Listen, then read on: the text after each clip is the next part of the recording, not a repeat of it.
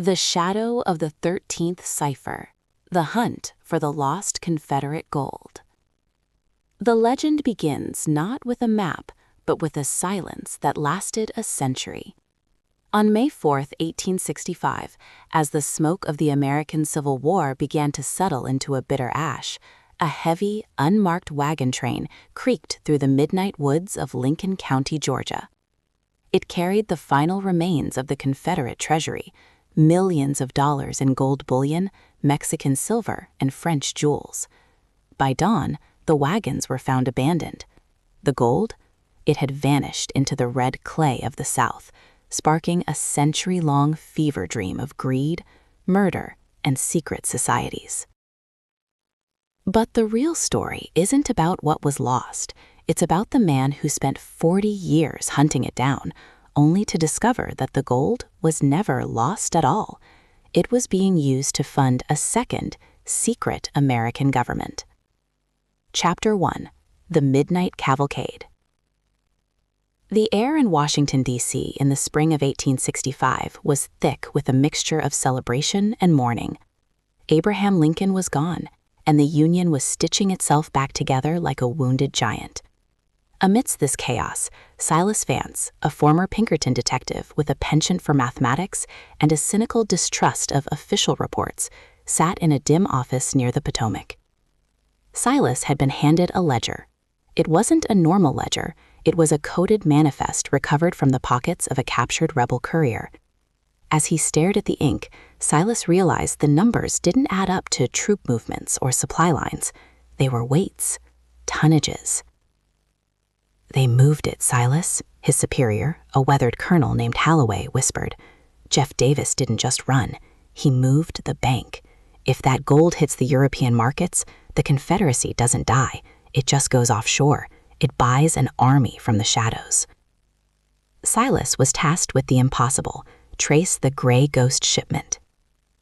Chapter 2: The Georgia Mystery. The trail led Silas to the ruins of the Chenault plantation in Georgia. History books often gloss over the Chenault raid, but for the locals, it was a night of terror. Federal cavalry had descended on the home, tearing up floorboards and hanging men by their thumbs to find the treasure. They found a few $1,000s, a pittance.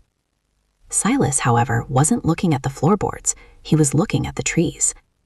He noticed a series of carvings, strange geometric symbols known as the Knights of the Golden Circle, KGC, marks. The KGC was a powerful, pro-slavery secret society that aimed to create a Golden Circle empire encompassing the South U.S., Mexico, and the Caribbean. The fact, the KGC was real. It was the most powerful subversive organization in U.S. history, boasting members like John Wilkes Booth and Jesse James. The theory, they didn't just hide the gold, they banked it in the ground, guarded by Sentinels, men sworn to protect the caches until a second civil war could be launched. Silas spent 3 months in the Georgia heat, interviewing former slaves who had seen the wagons. One elderly man, Moses, spoke of a wagon that didn't make no noise. "How does a wagon full of gold make no noise, Moses?" Silas asked. "Wrapped the wheels in leather and silk, Master Silas. They weren't hiding from the army. They were hiding from the sound of the earth." Chapter 3: The Ghost of the James Gang. Fast forward 10 years. Silas is no longer a detective. He is an obsessed man. He has followed the trail from Georgia to the Ozarks in Missouri. The year is 1875, and the Midwest is being terrorized by the James Younger Gang. To the public, Jesse James was a Robin Hood figure. To Silas Vance, Jesse James was a KGC Sentinel. Silas discovered that the James Gang didn't just rob banks for profit. They robbed banks that were moving federal bullion. The Outlaws were actually highly trained paramilitary operatives working for the Invisible Empire.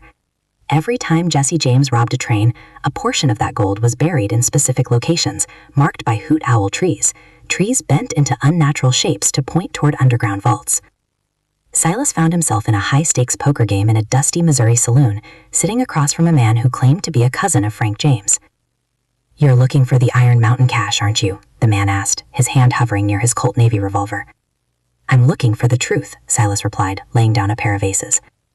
"The truth is under 6 feet of rock and guarded by a dead man's oath. You keep digging, Silas, and you'll find yourself part of the landscape." Chapter 4: the 13th Cipher. The breakthrough came when Silas recovered a brass compass from a dead courier in Oklahoma. The compass didn't point north. It was weighted to point toward a specific magnetic anomaly. When Silas applied the 13th Cipher, a decoding method used by Confederate cryptographers, to the symbols he had found across 5 states, a terrifying map emerged. The caches weren't random. They formed a literal circle across the American South and West. This wasn't just buried treasure. This was a strategic reserve. As Silas traveled to the final coordinate, a remote canyon in the New Mexican territory, he realized he was being hunted. Not by outlaws, but by men in suits, men from Washington, men from the very government that had hired him. The conspiracy went higher than he ever imagined. The lost gold hadn't just been stolen by rebels. It had been laundered back into the northern banking system by corrupt politicians to fund the expansion of the railroads, leaving the public to believe it was gone forever, while a few men became robber barons off the spoils of war.